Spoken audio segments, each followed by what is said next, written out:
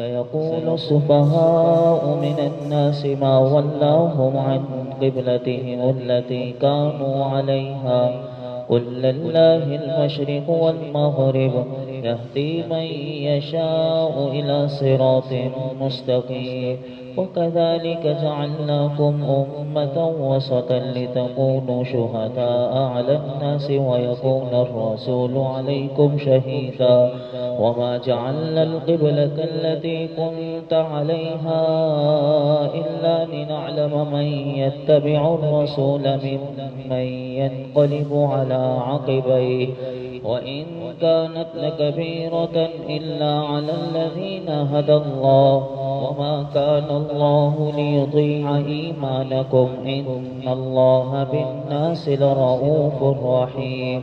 قد نرى تقلب وجهك في السماء فلنولينك قبلة ترضاها فول وجهك شطر المسجد الحرام وحيث ما كنتم فولوا وجوهكم شطرا وإن الذين أوتوا الكتاب ليعلمون أنه الحق من ربهم وما الله بغافل عما يعملون ولئن أتيت الذين أوتوا الكتاب بكل آية ما تبعوا قبلتك وما أنت بتابع قبلتهم وما بعدهم بتابع قبلة بعض ولئن اتبعت أهواءهم من بعد ما جاءك من العلم إنك إذا لمن الظالمين الذين آتيناهم الكتاب يعرفونه كما يعرفون أبناءهم وإن فريقا منهم ليكتمون الحق وهم يعلمون الحق من ربك فلا تكونن من الممترين ولكل وجهة هو موليها فاستبقوا الخيرات أينما تكونوا يأتي بكم الله جميعا إن الله على كل شيء قدير ومن حيث خرجت فول وجهك شطر المسجد الحرام وإنه للحق من ربك وما الله بغافل عما تعملون ومن حيث خرجت فول وجهك شطر المسجد الحرام وحيث ما كنتم فولوا وجوهكم شطره لئلا يكون للناس عليكم حجة إلا الذين ظلموا منهم فلا تخشوهم واخشوني ولأتم نعمتي عليكم ولعلكم تهتدون كما أرسلنا فيكم رسولا منكم يتلو عليكم آياتنا ويزكيكم ويعلمكم الكتاب والحكمة ويعلمكم ما لم تكونوا تعلمون فاذكروني أذكركم واشكروا لي ولا تكفرون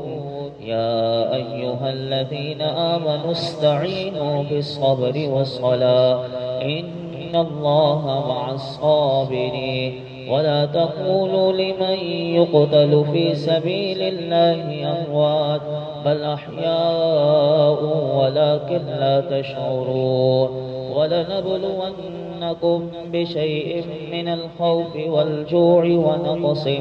من الأموال والأنفس والثمرات وبشر الصابرين الذين إذا أصابتهم مصيبة قالوا إنا لله وإنا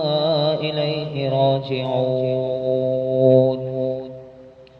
أولئك عليهم صلوات من ربهم ورحمة وأولئك هم المهتدون إن الصفا والمروة من شعائر الله فمن حج البيت أو اعتمر فلا جناح عليه أن يطوف بهما ومن تطوع خيرا فإن الله شاكر عليم إن الذين يكتمون ما أنزلنا من البينات والهدى من بعد ما بيناه للناس في الكتاب أولئك يلعنهم الله ويلعنهم اللاعنون إلا الذين تابوا وأصلحوا وبينوا فأولئك أتوب عليهم وأنا التواب الرحيم إن الذين كفروا وماتوا وهم كفار أولئك عليهم لعنة الله والملائكة والناس أجمعين خالدين فيها لا يخفف عنهم العذاب ولا هم ينصرون وإلهكم إله واحد لا إله إلا هو الرحمن الرحيم إن في خلق السماوات والأرض واختلاف الليل والنهار والفلك التي تجري في البحر بما ينفع الناس وما أنزل الله من السماء من ماء فأحيا به الأرض بعد موتها وبث فيها من كل دابة وتصريف الرياح والسحاب المسخر بين السماء والأرض لآيات لقوم يعقلون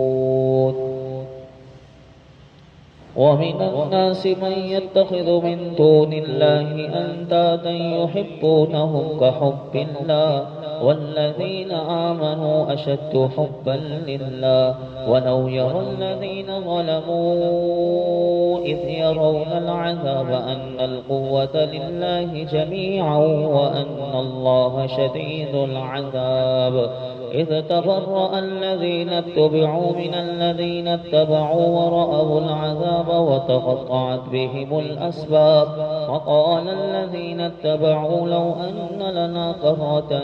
فنتبرأ منهم كما تبرأوا منا كذلك يريهم الله أعمالهم حسرات عليهم وما هم بخارجين من النار يا أيها الناس كلوا مما في الأرض حلالا طيبا ولا تتبعوا خطوات الشيطان إنه لكم عدو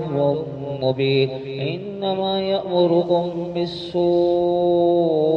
والفحشاء وأن تقولوا على الله ما لا تعلمون وإذا قيل لهم اتبعوا ما أنزل الله قالوا بل نتبع ما ألفينا عليه آباءنا أولو كان آباؤهم لا يعقلون شيئا ولا يهتدون ومثل الذين كفروا كمثل الذي ينعق بما لا يسمع إلا دعاء ونداء صم بكم عمي فهم لا يعقلون يا أيها الذين آمنوا كلوا من طيبات ما رزقناكم واشكروا لله إن كنتم إياه تعبدون إنما حرم عليكم الميتة والدم ولحم الخنزير وما أهل به لغير الله فمن اضطر غير باغ ولا عاد فلا إثم عليه إن الله غفور رحيم إن الذين يكتمون ما أنزل الله من الكتاب ويشترون به ثمنا قليلا أولئك ما يأكلون في بطونهم إلا النار ولا يكلمهم الله يوم القيامة ولا يزكيهم ولهم عذاب أليم أولئك الذين اشتروا الضلالة بالهدى والعذاب بالمغفرة فما أصبرهم على النار ذلك بأن الله نزل الكتاب بالحق وإن الذين اختلفوا في الكتاب لفي شقاق بعيد